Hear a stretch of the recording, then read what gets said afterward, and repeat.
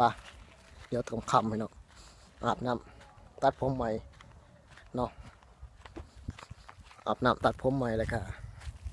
สิไปแล้วพี่น้องวันนี้ตอนแรกตอนนี้กับประมาณ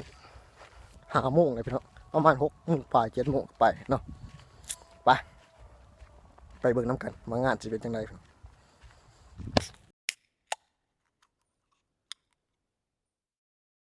สบายดีพี่น้องสบายดีนี่โอ้ทางไงลงทางงามแรงพี่น้อง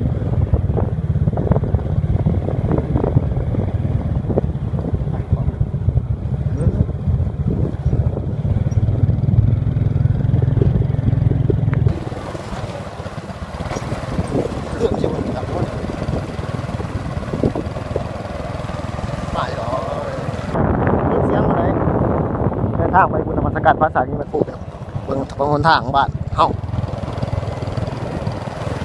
แค่เดินอยากไป2 คน อย่าเป็นโซเฟอร์เอาเนาะแล้วเบิ่งตัวอยู่ทางพี่น้องตอนในเบิ่งตอนอยู่สู่ถนนทางไงเนาะจะเป็นอะไรแต่มันไงได้พี่น้อง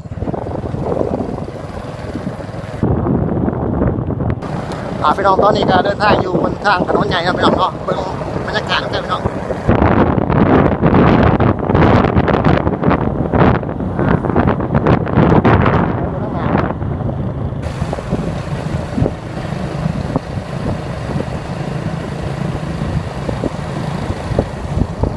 บรรยากาศทั้งหน้าเนาะ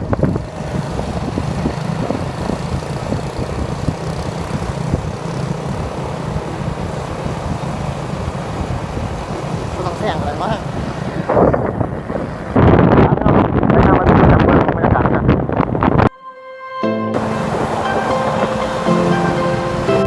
อันนี้เป็น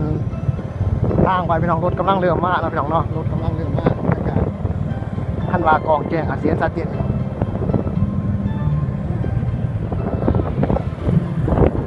ไอ้ปั๊มน้ำมันพี่น้องกำลังเรือมากสังเกตอะไรพี่น้องจากรถกันทางหลังนะพี่น้องเนาะมีรถตาย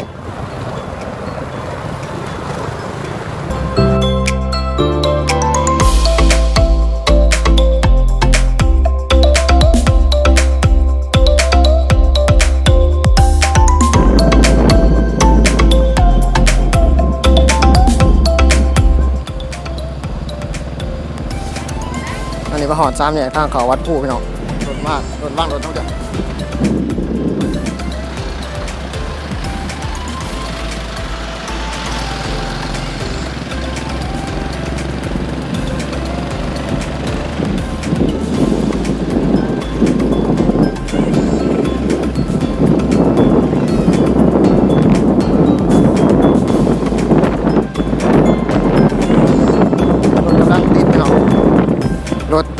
รถติดตายนะพี่น้องเนาะ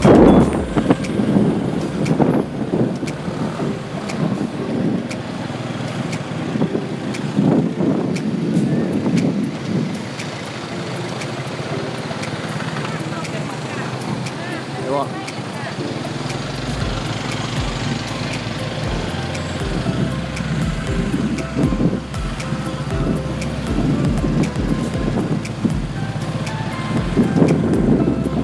ทางมันแคบไปเนาะ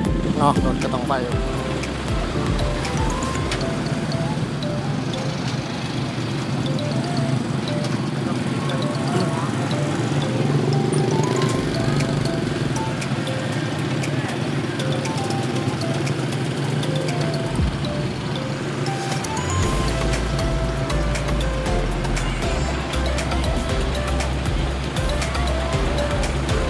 ผมจะว่าถนนทางมันแคบไปเนาะคนก็คอยไประวัง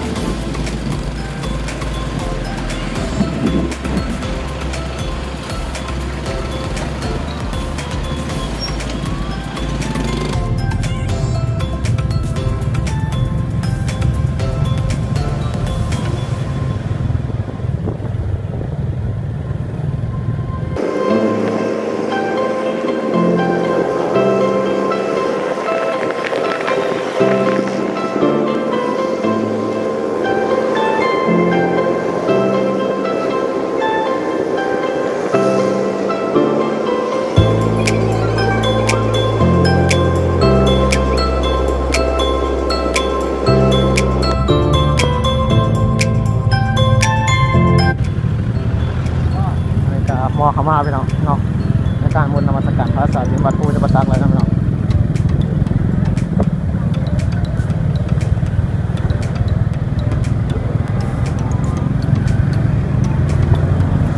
ประจักษ์ไปง่ายพี่น้องเนาะครับ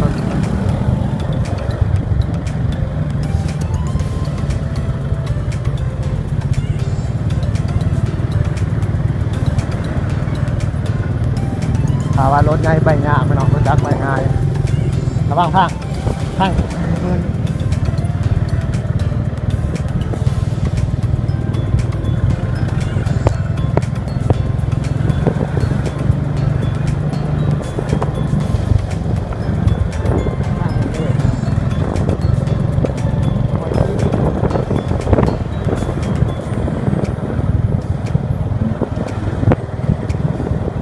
เขาในงานในเรารถกำลังเร็วติดต้นใหญ่เข้ากับคอยเบียดทางกลางเลย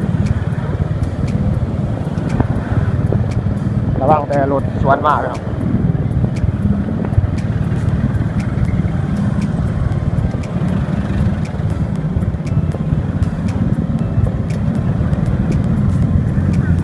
ข้างหน้าจะเป็นบอลจอดรถใหญ่เนาะ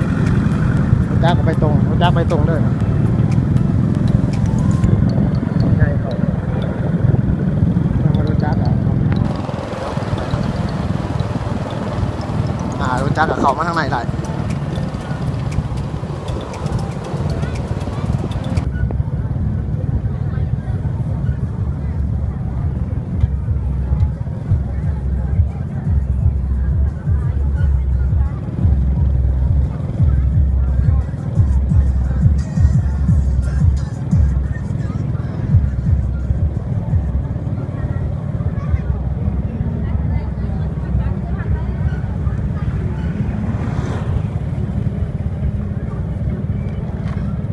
ตอนนี้กับทีเดียวซ้ายพี่น้องเขาไปเพื่อนเราไปจอดรถเพื่อน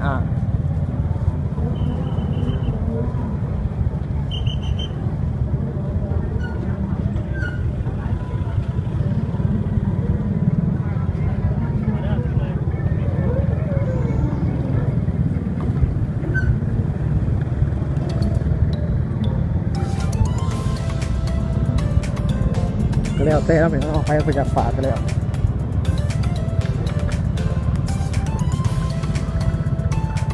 มันเป็นไงครับพี่น้องอันนี้เป็นว่าเป็นตั้งเอา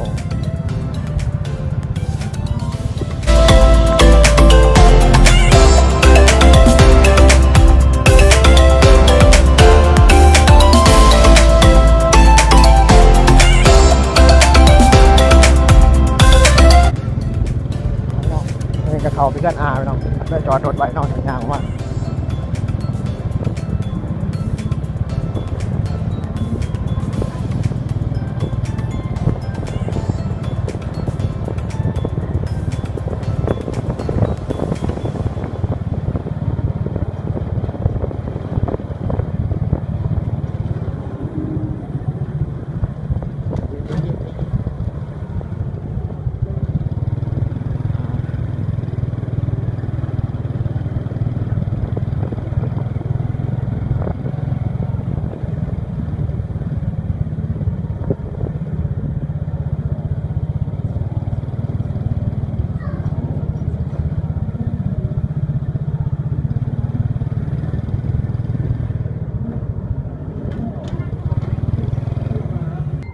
เศรษฐีมาปั้นยังไง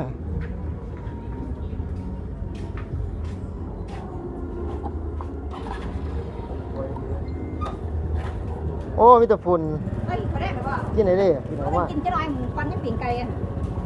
กินอะไรกันมาน อนปีหรือมาเมื่อไม่ใช่กับเมื่อไงเกี่ยวจักน้ำมันกับดุ้ยถามมันหมดเลยเดี๋ยวแต่มันตั้งก่อนน้ำจะไปกินไหมคะจอดที่ร้านเดี๋ยวเราเช็ดไปซื้ออันนั้นของปิดหลังว่าถ้าขาย3,000มาขาย5,000ของผมเอาจบว้าวเมื่อแพงยังเหรอเลยเอาผ่าแล้วมันอัดมันรับไว้ท่า